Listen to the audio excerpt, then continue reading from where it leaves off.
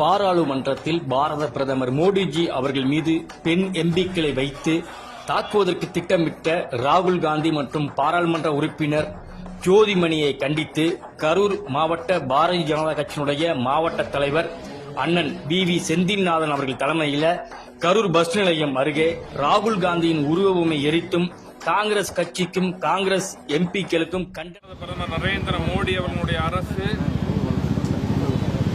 இந்த வருடம் பட்ஜெட்டை தாக்கல் செய்திருக்கிறார்கள். மாண்புமிகு நிதியமைச்சர் நிர்மலா சீதாராமன் அவர்கள் இந்த நாட்டுக்காகவும் இந்த நாட்டு மக்களுக்காகவும் கரூருக்கு ஒரு நல்ல பல திட்டங்களை இந்த நாட்டுக்கு இந்த பட்ஜெட்டில் கொடுத்திருக்காங்க.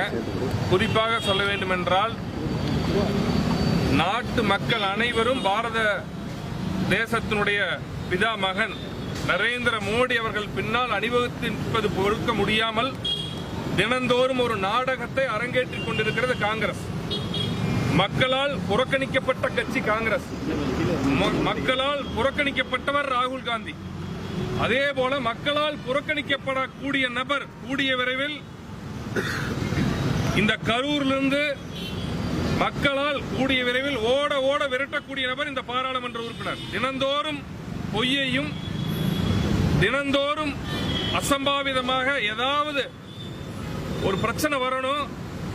ஏன்னா எப்போதுமே கரூரை பத்தியே பேச மாட்டாங்க. கரூர்ல இருந்து ஜெயிச்சு போயிருந்தாங்க கூட இந்த கரூர் பாராளுமன்ற உறுப்பினர் இதுவரைக்கும் கரூருக்கு செய்த ஒரு நல்ல திட்டங்களை நீங்க யாராச்சும் பத்திரிகை நண்பர்கள் சொல்ல முடியுமா? குறிப்பாக எல்லா தொகுதியும் எடுத்துங்க. கரூர் மாவட்டத்தில் 3 தொகுதி வருது. இந்த 3 தொகுதிக்கு கடந்த கிட்டத்தட்ட 10 ஆண்டுகள்ல சகோதரி ஜோதிமணி எம்பியா இருக்கிறாங்க. கிட்டத்தட்ட 7 வருடங்கள் மேல எம்பியா இருக்காங்க.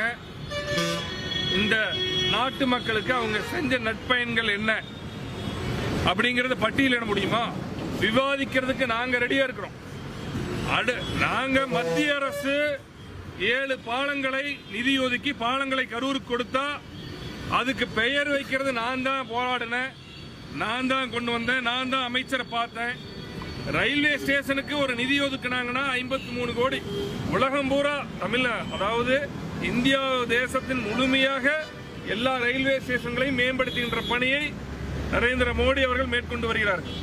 அதே போல கரூர் ரயில்வே ஸ்டேஷனுக்கும் அதே மாதிரி தான் 54 கோடி நிதி ஒதுக்குனாங்கன்னா அது நான் தான் சொன்னேன். இப்படியே எந்த வேலையுமே செய்யலாம நாடக அரசியலை தினந்தோறும் நடத்தி கொண்டிருக்கிற இந்த பாராளுமன்ற உறுப்பினர், உறுதியாக சொல்றேன், மக்களால் புறக்கணிக்கப்பட்ட ஒரு பாராளுமன்ற உறுப்பினர். அந்த கூட்டணி கட்சியே புறமிது கூட்டு வெளியில போன்னு சொல்லி முடிய புடிச்சு வெளியே தள்ளினாங்க. திமுக கட்சி அலுவலகத்தில் நீங்க பார்த்திருப்பீங்க, முடிய புடிச்சு வெளியே தள்ளினாங்க.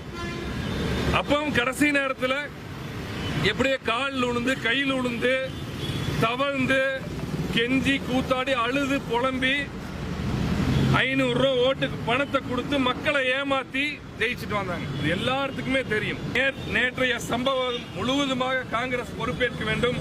ராகுல் காந்தியும் ஜோதிமணியும் கண்டிப்பாக நாங்க எங்களுடைய பாரதிய ஜனதா கட்சியினுடைய கடுமையான கண்டனத்தை இந்த நேரத்தில் பதிவு செய்யலாம். உருவ பொம்மையை நாங்க ஜோதிமணி ராகுல் காந்தியும் ஜோதிமணியும் உருவ பொம்மையை நாங்க பெரிக்கிறோங்கண்ணா.